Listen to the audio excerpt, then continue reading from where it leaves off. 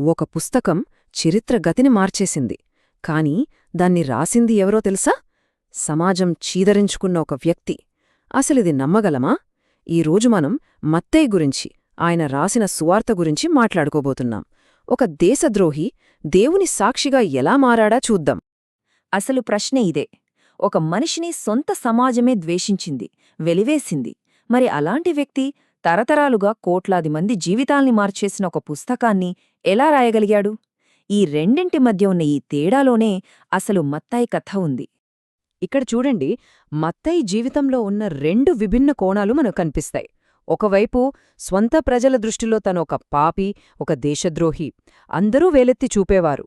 కాని ఇంకోవైపు యేసు అతన్ని పిలుస్తున్నాడు. ఆయన అతని గతాన్ని చూడట్లేదు, భవిష్యత్తును చూస్తున్నాడు. ఆ ఒక్క పిలుపు, ఆ ఒక్క క్షణం అతని జీవితాన్ని పూర్తిగా మార్చేసింది. అయితే ఆ పిలుపు వెనుక ఉన్న ప్రాముఖ్యత తెలియాలంటే మనం ముందుగా మత్తయి ఎవరో తెలుసుకోవాలి. అతనేదో ఒక సాధారణ వ్యక్తి కాదు. అతని బ్యాక్గ్రౌండ్ ఏంటో తెలిస్తే ఈ కథలో తను ఎందుకంత ప్రత్యేకమో మనకర్థమవుతుంది. చూడండి, మత్తయి అంటే కేవలం పన్నులు వసూలు చేసే వ్యక్తి అనుకుంటే పొరపాటే. అతనికి చాలా భాషలొచ్చు. హెబ్రీ, అరామిక్, గ్రీక్, లాటిన్ అన్నిట్లోనూ పండితుడు. ఫైనాన్షియల్ విషయాల్లో ఎక్స్పర్ట్, బాగా డబ్బున్నవాడు. కానీ సమస్య ఏంటంటే ఈ టాలెంట్ అంతా రోమన్ల కోసం వాడుతున్నాడు. అందుకే సొంత యూదుల దృష్టిలో అతనొక దేశద్రోహి. గుడిలోకి కూడా రానిచ్చేవారు కాదు.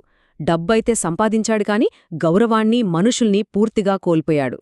మరే సమాజం ఇలా వెలివేసిన వ్యక్తి జీవితంలోకి యేసు ఎలా వచ్చారు? ఈ ఒక్క సంఘటనే మత్తయి జీవితానికి తను రాసిన సువార్త కూడా సెంట్రల్ పాయింట్. వెలివేయబడిన వాళ్ల కోసం కూడా ఒక రాజ్యముందని చెప్పిన మోమెంట్ అది. ఒక్కసారి ఊహించుకోండి, జస్ట్ రెండు మాటలు, నన్ను వెంబడించు, అంతే. ఆ మాట వినగానే మత్తయి తన పన్నుల బల్లను, తను కూడబెట్టిన సంపదను, తన సెక్యూరిటీని అన్ని వదిలేశాడు. తను వదులుకున్నది మామూలు విషయం కాదు, చాలా పెద్దది. ఈ మాటలు ఏదో ఊరికే అన్నవి కావు. అసలు విషయమేంటంటే మత్తయి యేసు కోసం ఒక పెద్ద విందు ఏర్పాటుచేశాడు. తనలాంటి పన్నులు వసూలు చేసేవాళ్లని, సమాజం పాపులు అని ముద్రవేసిన వాళ్లందర్నీ పిలిచాడు. ఇది చూసి అక్కడున్న మతపెద్దలకు చాలా కోపమొచ్చింది. అప్పుడు యేసు ఈ మాట అన్నాడు. ఇది జస్ట్ ఒక స్టేట్మెంట్ కాదు, వెలివేయబడిన వాళ్లవైపు నిలబడటమన్మాట. మత్తయి తన సొంత అనుభవాన్ని తను రాసిన సువార్త ఫస్ట్ పేజీలోనే పెట్టేశాడు. ఎలా అంటారా? యేసు వంశవృక్షం రాస్తూ అందులో గొప్ప రాజులనే కాదు, పాపం చేసిన వాళ్లని, వేరే దేశాల వాళ్లని కూడా చేర్చాడు. దీని వెనుక ఒక క్లియర్ మెసేజ్ ఉంది. అదేంటంటే ఈ రాజు కథ వెలివేయబడిన వాళ్లతో మొదలవుతుంది. ఎందుకంటే ఈ రాజ్యం అందరిది. సరే, మరి ఈ కొత్త రాజ్యం రూల్స్ ఏంటి? మత్తయి రికార్డ్ చేసిన కొండమీది ప్రసంగంలో యేసు అప్పటి ప్రపంచపు విలువల్ని పూర్తిగా తలక్రిందులు చేసేశారు. ఇది కేవలం ఒక రూల్స్ లిస్ట్ కాదు, మనిషి హృదయాన్ని మార్చే ఒక మేనిఫెస్టో లాంటిది. ఇక్కడ చూడండి, యేసు నైతికతకు పెట్టిన స్టాండర్డ్ ఎంత హై లెవెల్లో ఉందో. సమస్య బయట చేసే పనుల్లో కాదు, లోపల మనసులో ఉందని ఆయన క్లియర్గా చెప్పారు. అంటే హత్య చేయకపోవడం గొప్ప కాదు, అసలు కోపమే పడకూడదు అన్నారు. ఇది ఇంకో పవర్ఫుల్ ఎగ్జాంపుల్. ఈ రాజ్యం విలువలు ఎంత రాడికల్గా ఉన్నాయో, అప్పటి కల్చర్కి ఎంత వ్యతిరేకంగా ఉన్నాయో మనకర్థమవుతుంది. స్నేహితుల్ని ప్రేమించడం ఈజీనే, కాని శత్రువులను కూడా ప్రేమించడం, అదే ఈ రాజ్యం స్పెషాలిటీ.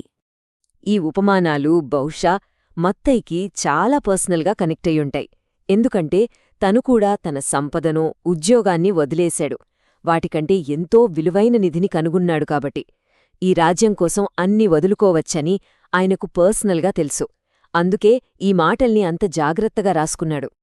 ఇంత రాడికల్గా మాట్లాడే అధికారం ఎవరికుంటుంది? మత్తయి ఏం చెప్తున్నాడంటే యేసు కేవలం గొప్ప టీచర్ మాత్రమే కాదు, ఆయన తన మాటల్ని పవర్ఫుల్ పనుల ద్వారా ప్రూవ్ చేసుకున్నాడు.